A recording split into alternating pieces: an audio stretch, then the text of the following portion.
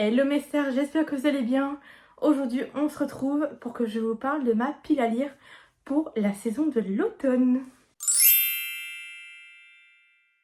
Pour ceux qui me suivent déjà depuis un moment, vous savez que c'est ma saison préférée. Et donc ma pile à lire est beaucoup trop conséquente pour ce que je vais lire, je le sais très bien.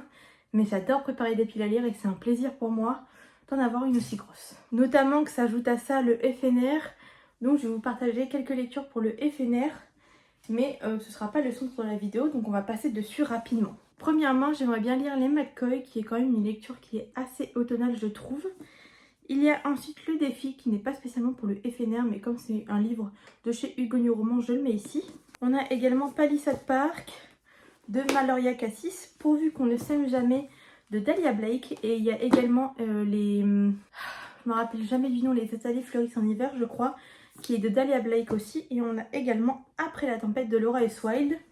Donc ça, c'est une partie des livres que je veux lire pour le FNR.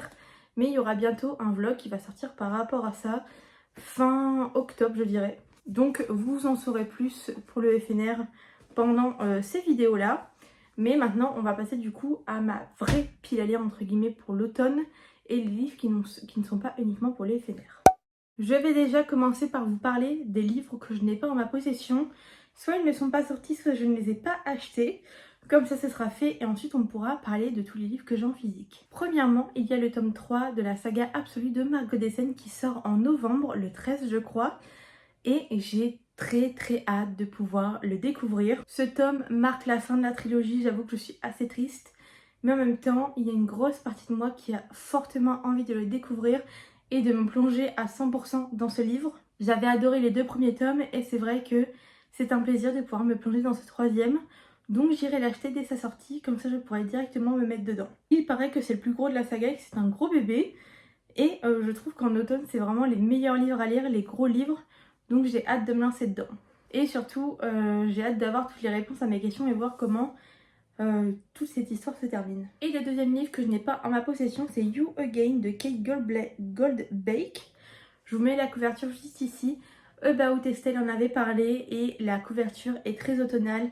Ce livre me donne extrêmement envie. C'est une petite romance pour le coup, contrairement à tous les livres qui sont de la fantasy ici. Donc c'est certainement le seul livre de romance, mis à part les romances pour le FNR, qui se faufile ici et que j'ai très envie de lire. Parce que pour moi, l'automne c'est quand même synonyme de fantasy fantastique, même de dystopie, et c'est ce que j'ai réellement envie de lire pendant ces prochains mois, voire pendant décembre et l'hiver. Ces 2 dernières années, j'ai lu beaucoup de romances et très peu de fantasy, qui est quand même de base ce que j'aime énormément. Donc j'ai hâte de me plonger dans tous ces livres et surtout il y en a certains qui sont dans ma palle depuis un moment. Donc je vais les prendre comme ils me viennent ici dans la pile. Donc déjà on a le 2e tome du Paradoxe d'Atlas qui franchement me donne extrêmement envie. J'ai hâte de pouvoir le lire. Le 1er tome avait été un réel plaisir. J'avais passé un moment très agréable. Surtout que dedans on parle pas mal de choses assez spécifiques. Notamment un peu de magie et de choses très mathématiques je trouve. J'avais pas tout compris mais j'avoue que ça m'avait quand même plu. Et j'avais beaucoup aimé cette ambiance un peu très automnale, très magique que j'ai hâte de retrouver dans ce 2e tome, surtout qu'on finit le 1er tome avec un gros cliffhanger. Et je sais pas pourquoi je l'ai pas lu depuis. Je pense que c'est surtout dû au fait que c'est quand même écrit assez petit et qu'il y a quand même pas mal de pages. Le livre est magnifique comme vous pouvez voir avec les petites illustrations juste ici. Donc j'ai hâte de le découvrir, de pouvoir potentiellement lire le 3e tome de la saga après et avoir fini celle-ci. Excusez-moi pour les bruits que vous entendez dehors, ils doivent, je pense, nettoyer ou quelque chose que ce soit, mais c'est le seul moment que j'ai pour filmer cette vidéo. Donc j'espère que le bruit ne vous gênera pas trop. On passe ensuite à un livre qui est dans ma pile à lire depuis extrêmement longtemps et que je ne sais pas pourquoi je ne lis pas. Je pense que simplement parce qu'il est énorme et que j'avais eu un peu de mal au début avec le tome 1. Mais c'est Six of Crow, donc le tome 2, que je mets dans toutes mes piles à lire.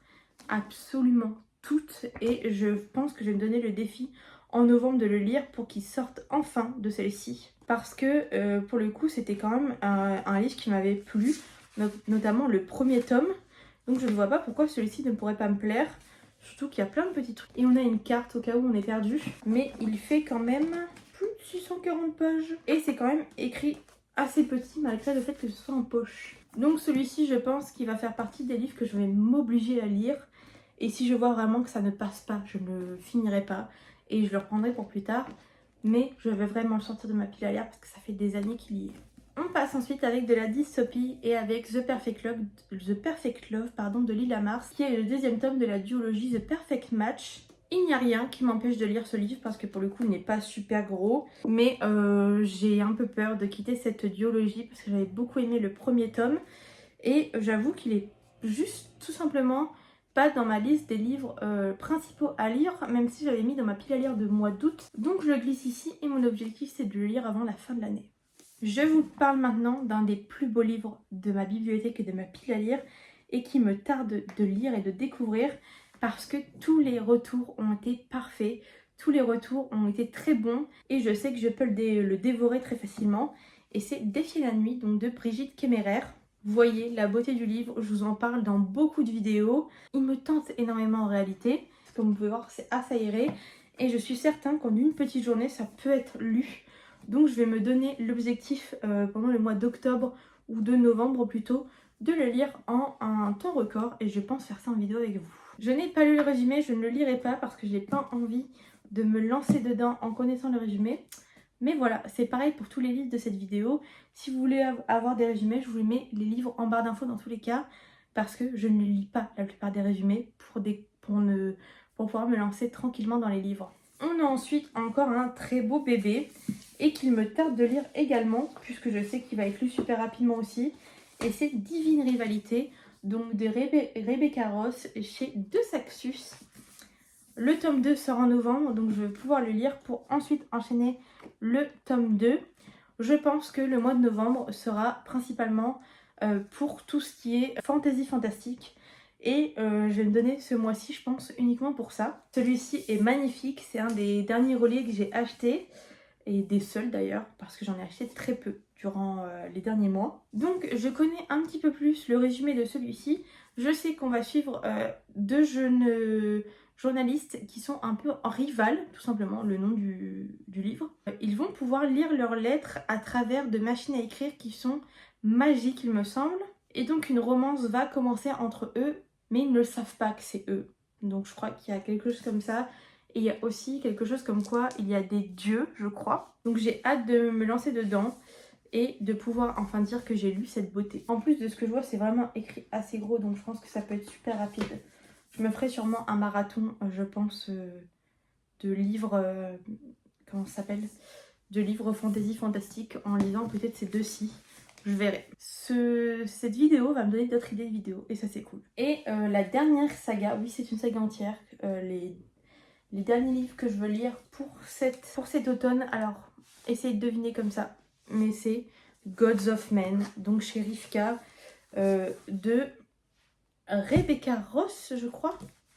Non, Barbara Kloss, ça se ressemble un petit peu. Alors il y a des post-it sur le premier, tout simplement parce que c'est des livres que j'ai achetés en seconde main, notamment pour le premier, le deuxième, le troisième, je suis plus sûre. Mais ça fait un moment que je les ai dans ma pile à lire. Ça fait un moment qu'ils me tentent, ça fait un moment que je veux les lire.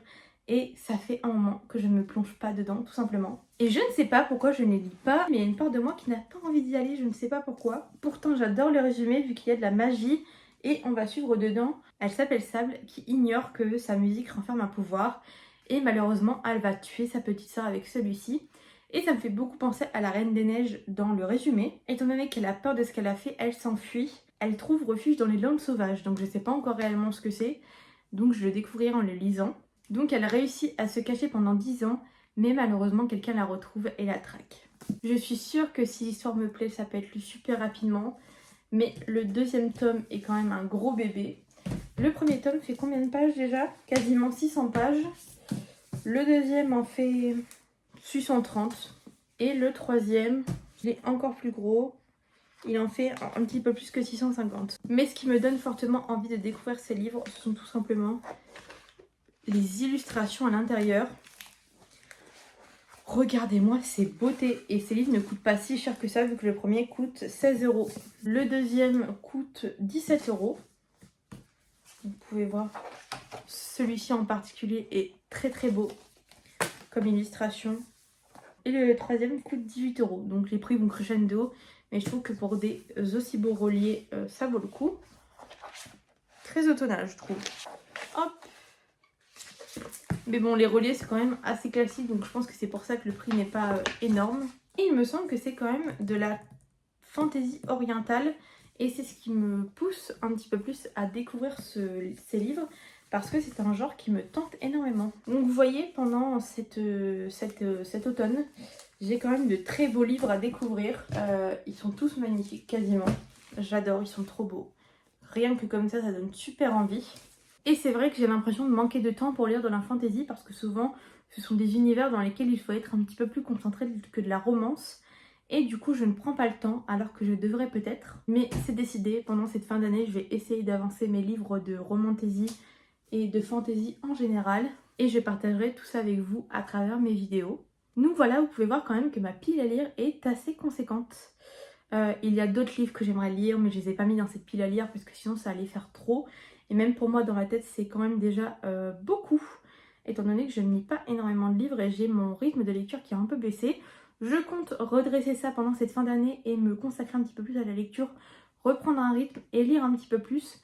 Mais c'est vrai que c'est pas si facile que ça.